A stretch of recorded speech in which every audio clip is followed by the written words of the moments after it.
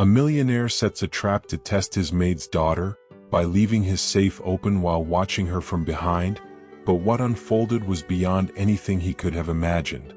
The silence in the room was deafening, yet his pulse raced. Ethan Silver stood just beyond the doorway, one hand gripping the knob, the other holding his phone, capturing the moment. The faint glow from the open safe flickered across the polished wood, casting soft shadows that danced on the walls. Inside the room stood a young girl, barely taller than the doorframe, her back to him. She stood motionless, one hand resting on the heavy metal door of the safe. Her name was Lila, 7 years old, with dark brown skin and wild curly hair tied into uneven puffs. She wore a simple cream-colored shirt, a small tear near the hem, and loose jeans that bunched awkwardly around her ankles. No shoes. She had yet to speak a single word. Lila was the daughter of Clara, Rex's full-time maid.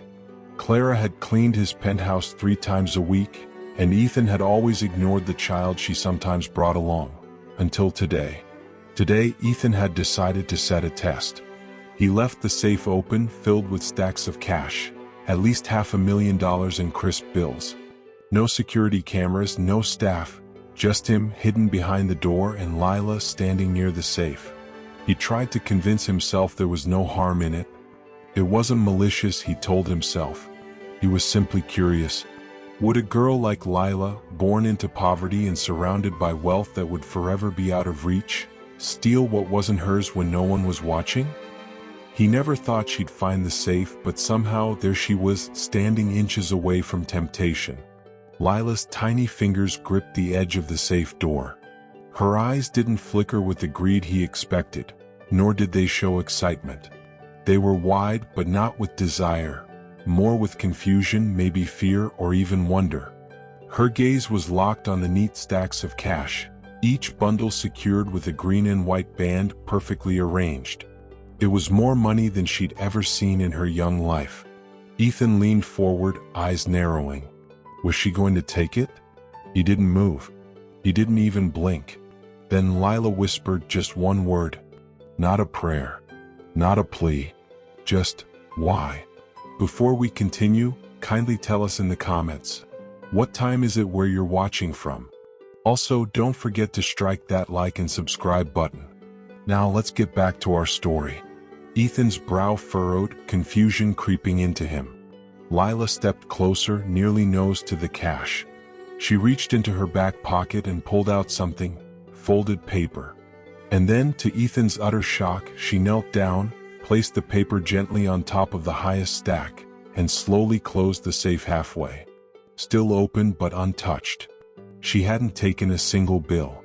Ethan's heart raced louder now. He took a slow step forward, the door creaking under his weight. Lila turned. But she wasn't startled. She had known he was watching the entire time. You left it open on purpose, she said softly. He stepped fully into the room, no longer hiding behind his own deception.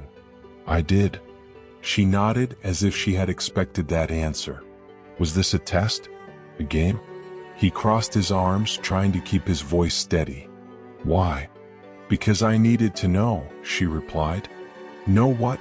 He asked, though deep down he knew. If poor kids steal, she answered, her eyes unwavering. He exhaled slowly, the weight of her words settling on him.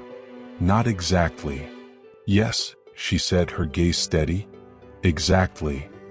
He stepped closer, a new wave of surprise washing over him. You could have taken something. No one would have stopped you.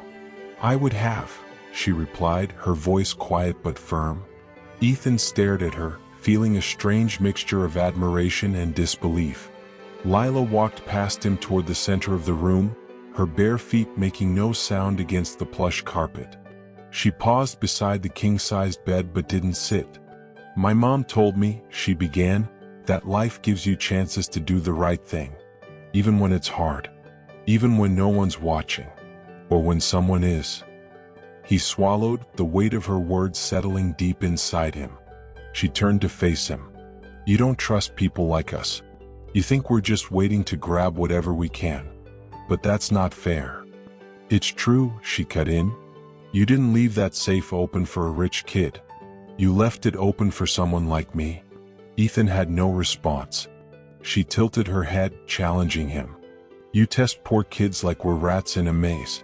But you never test the ones born into wealth." He gritted his teeth. "You don't understand the world I live in." She shrugged.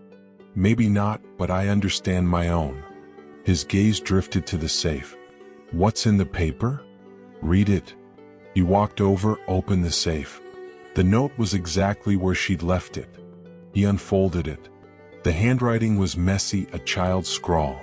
It read, "My mom says if you have to steal, it means someone failed to give." Ethan stood in the room long after Lila had left. He didn't move. The note lay heavy in his fingers, like a quiet judgment. One simple sentence, written by a child, had knocked the breath out of him. A man who'd survived ruthless boardrooms and market crashes. If you have to steal, it means someone failed to give. The safe was still open, still full, but it no longer mattered. He walked to his desk, placed the note down with shaking hands, and sat. For the first time in years, he didn't reach for his phone or keyboard. He stared, thought, and then something stirred inside him. 12 years ago, in a concrete apartment on Brighton Avenue, Ethan had lived with his aunt after his father died. They had nothing. He remembered once opening a tin cookie box, hoping to find food. Instead, it was filled with old utility bills and a single $10 bill, folded tight like a secret. He didn't take it. He just stared. He recalled the feeling of being unnoticed, the weight of need pressing down. That night, Ethan couldn't sleep. The next morning, Clara came in as usual, her hair neatly pinned back, a white blouse, dark slacks, and plastic gloves already on. She entered the penthouse with her head down, her daughter quietly following. Ethan was already standing at the kitchen island, waiting. "Mrs. Ramy?" he greeted. She froze. "Yes, sir?" "You can take off your gloves today." Clara hesitated, unsure. Lila peeked out from behind her, clutching a small book. "I'd like to talk to your daughter," Ethan said. Clara's eyes widened. "Sir, if she did something wrong." "She didn't," he cut in as she stepped back reluctantly. Lila walked forward slowly, yet without hesitation. Ethan crouched so he was eye level with her. "I read your note," he said. Lila nodded. "You were right," he added. She remained silent. Ethan gestured to the couch. "Can we sit?" She climbed onto the edge of the couch. He sat beside her, his shoulders tight. "I thought I was testing you," he said. "But you tested me." Still no answer. "I judged you by the wrong things. Where you're from, what your mom does, what you wear." He lowered his gaze. "That was small of me." Her voice was calm. "You're not small, just scared." Her words hit him harder than anything. He chuckled softly, a bitter laugh. "You're 7? "Almost 8, she corrected. Ethan blinked at her, processing her response. "I want to show you something," he said. He stood, walked to his home office, and returned with a black velvet box. Inside was a thick, engraved gold coin, a memento from a decade ago when he closed his first $10 million deal. One side read, "Winning is everything," and the other, "Trust no one." He placed it in her hands. "I made this to remind myself how the world works. But I think I've been wrong." Lila turned the coin over, her brow furrowing. "You can keep it," he said. "I don't want it," she replied. Ethan smiled. "Good."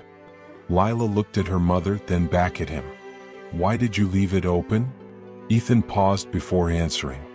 "I wanted to test a belief I wasn't ready to let go of." "What belief?"